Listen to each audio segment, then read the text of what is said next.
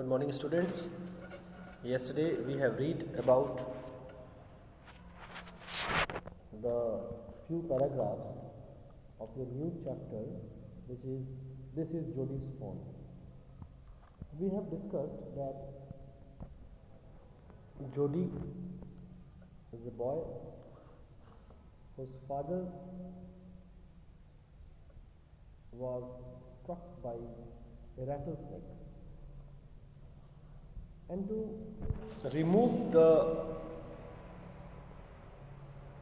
poison from his father's body, Jodi required to kill a doe. He killed a doe and used its heart and liver to take out the poison from his father's body. Now, when his father was gradually became a little better, then Jodi discussed with his father that I should go to the place where the fawn or the baby of that doe whom I have killed was living.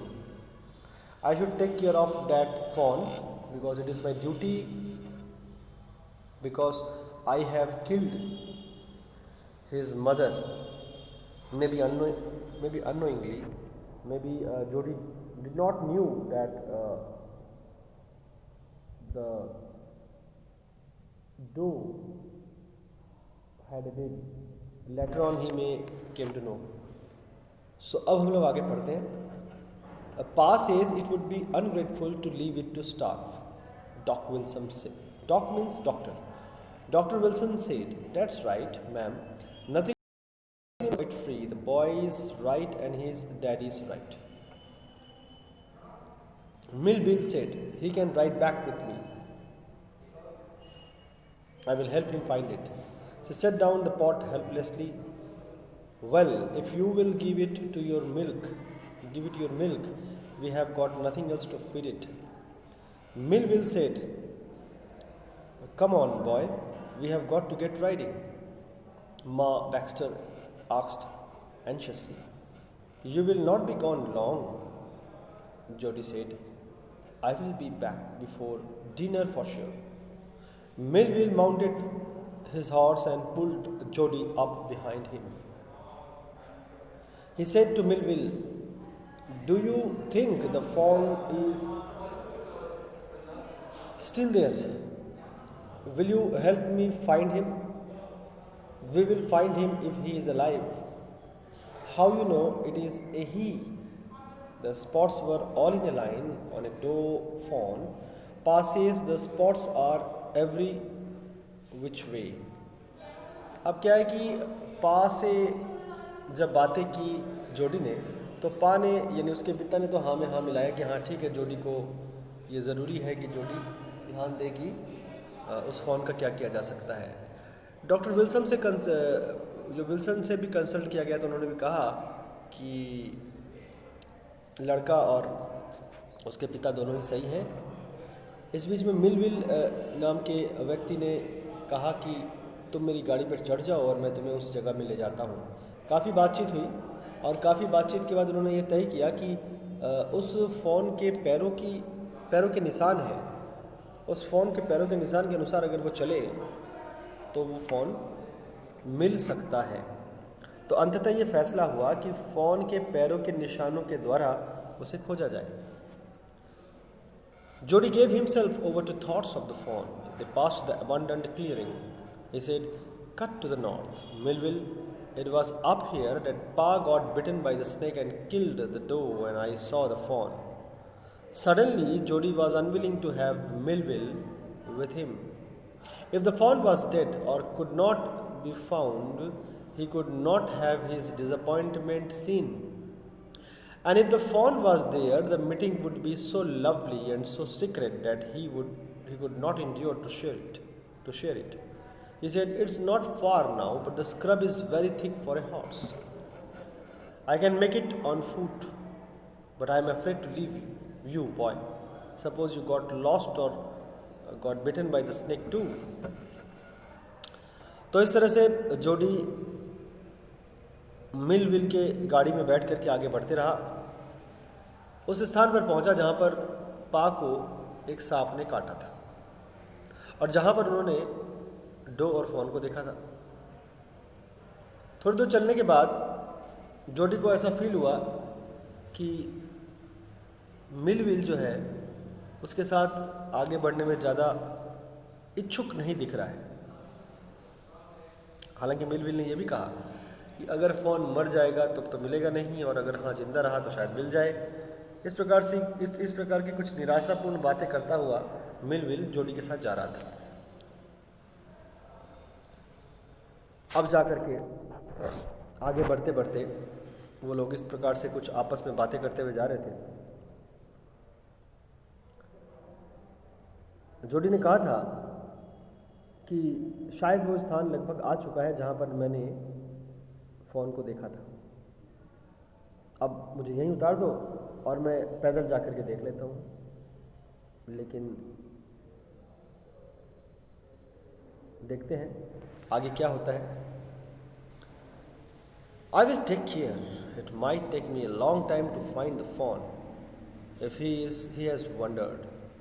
Leave me off right here. All right. But you take it easy now. You know, north here and east, there and there. That tall pine makes a bearing so long.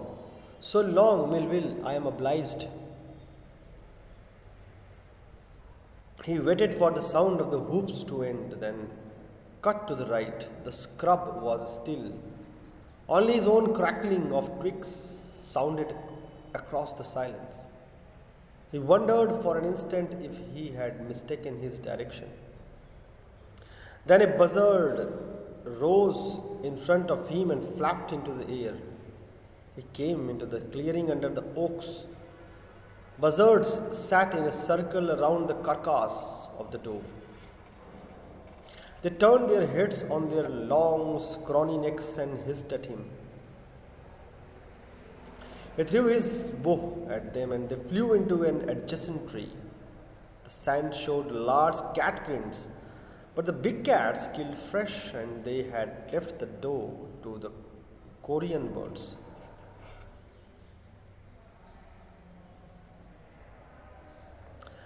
आगे क्या हुआ कि जोडी ने Millville को कहा कि तुम मुझे यहीं उतार दो। मिलविल को उतार दिया गया, मैंने मिलविल ने जोडी को उतार दिया और मिलविल ने पूछा कि तुम क्या यहां से जा पाओगे। कहा उसने, जोडी ने हाँ। मिलविल के उतारे जाने के बाद जो है वहां एक पाइन ट्री था। वहां पर एक पाइन ट्री था, जिस पाइन ट्री एक प्रकार से लैंडमार्क था। उस लैंडमार्क के द्वारा जोडी पहचानने की कोशिश किया कि कहाँ क्या करना है।